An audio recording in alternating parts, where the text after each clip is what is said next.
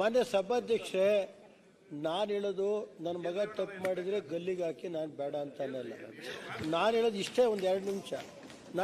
ನಾನು ವಹಿಸ್ಕೊಳ್ಳೋಕೆ ಬಂದಿಲ್ಲ, ಇಲ್ಲಿ ಚರ್ಚೆ ಮಾಡೋಕ್ಕೆ ಬಂದಿಲ್ಲ.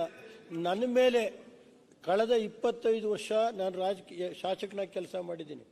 40 ವರ್ಷ ರಾಜಕೀಯ ಜೀವನದಲ್ಲಿದ್ದೀನಿ.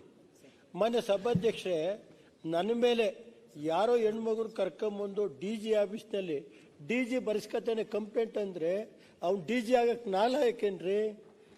ಅನ್ಫಿಟ್ ದಿ DG ಇಲ್ಲಿ ಯಾಕೆ ಕೊಡ್ತಾರೆ?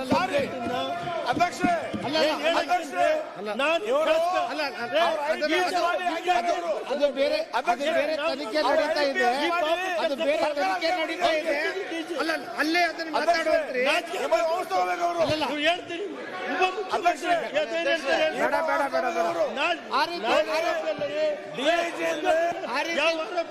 ಅಲ್ಲ,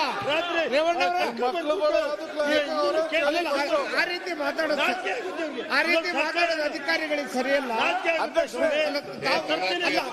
ಇವತ್ತು ಇದು ಇಂಥ ನೀತಿಗೆಟ್ಟ ಸರ್ಕಾರ ಇದು. ಅಲ್ಲಲ್ಲ, ಸರ್ಕಾರಕ್ಕೆ ಯಾಕೆ ಹೇಳ್ತೀರಿ? ಸರ್ಕಾರಕ್ಕೆ ಯಾಕೆ ಹೇಳ್ತೀರಿ?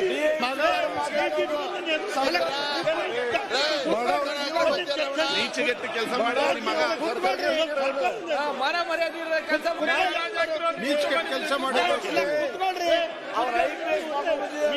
ಸನ್ಮಾನ್ಯ ಅಧ್ಯಕ್ಷರೇ, ಕುತ್ಕೊಳ್ರಿ, ಸಾಕಿ ಹೇಳಿದಿರಲ್ಲ, ತಾವು ಹೇಳಿದಿರಲ್ಲ, ಕುತ್ಕೊಳ್ರಿ, ನೀವು ಕುತ್ಕೊಳ್ರಿ.